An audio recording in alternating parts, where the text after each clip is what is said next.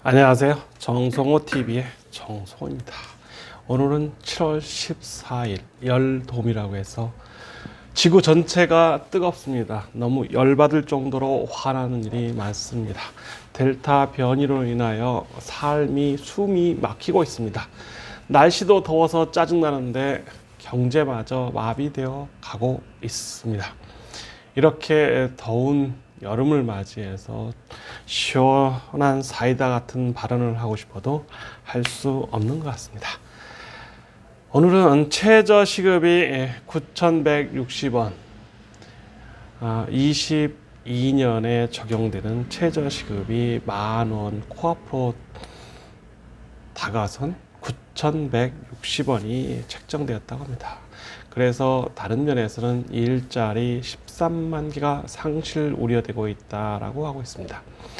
대부분의 자영업자나 또는 기타 노동을 요하는 또는 월급을 줘야 하는 기업조차 또는 정부에서 책정하는 금액 역시 이 시급이 최저임금, 최저시급이 얼마나 중요한지 모를 것입니다.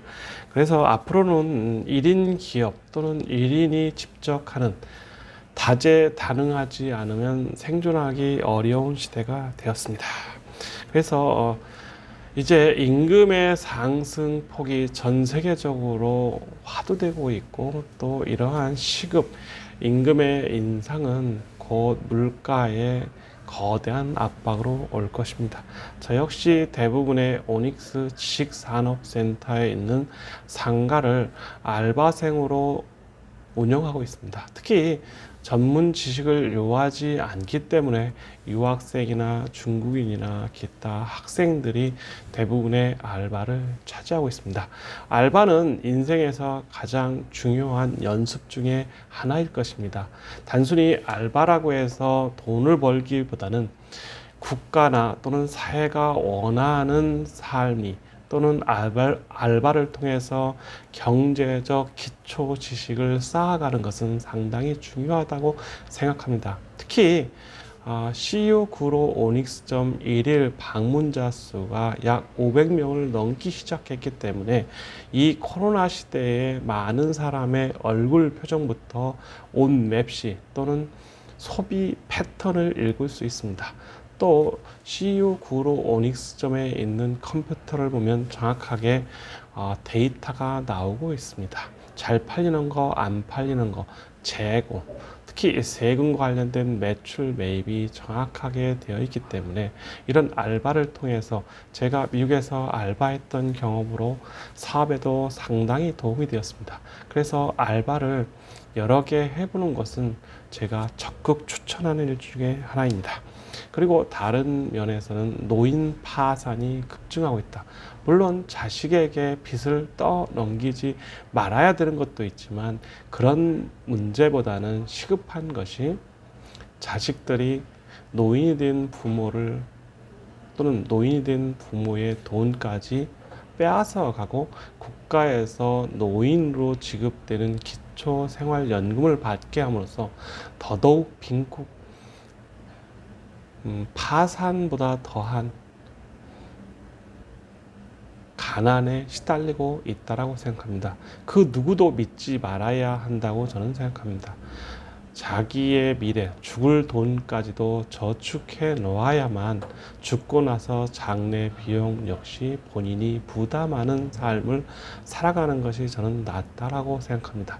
자식은 또는 부부든 또는 형제든 그 누구도 믿지 말고 자신이 당당하게 노후를 죽을 때까지 죽어서도 자기의 삶을 책임지는 자세로 앞으로의 인생 설계를 하기를 저는 간절히 원하고 있습니다. 그래서 미래는 자신의 삶을 지키는 것이다 라고 생각합니다.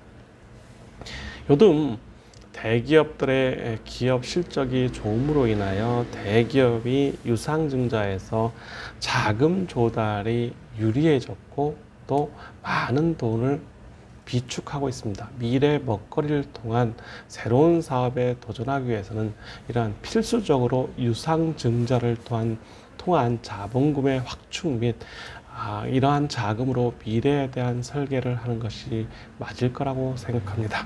그래서 사업하는 분들은 지금 은행에서 더 많은 현금을 확보하려고 노력하고 있습니다. 또 재건축 실거주 폐기를 했다고 합니다.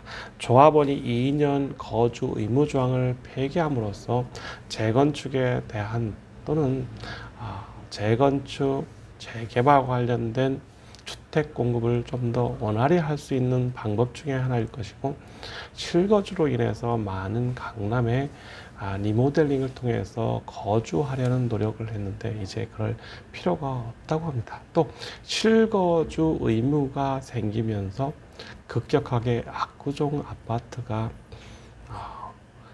15억 이상 올랐다라는 기사를 보면 실거주가 오는 파생 효과가 너무 컸던 것 같습니다.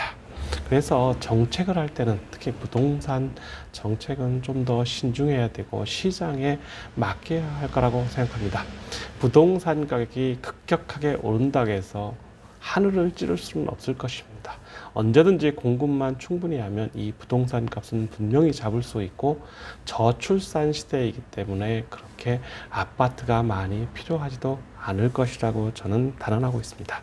미래 먹거리 사업은 1차 산업에 투자하는 것이 좋을 것 같습니다. 농수산물 또는 이러한 신선한 먹거리에 대한 욕구가 많고 소비가 늘어날 것이기 때문에 이러한 미래 1차 산업에 투자하는 것, 또 기후변화에 따라서 1차 산업의 중요성이 더더욱 부각될 것입니다. 그래서 CJ가 건강사업부를 분할했다는 얘기가 나오고 있습니다. 이제 우주여행 시대가 개막되었다. 영국의 부호인 리처드 브랜슨 버진 그룹 회장이 우주 여행의 시작을 알렸습니다. 누구나 다 우주 여행을 하는데 25만 불, 약 집 한 채, 지금 달러로 환산한다면 약 3억의 돈으로 우주 여행을 할 수 있다고 하는데 저는 그리 관심이 별로 없습니다.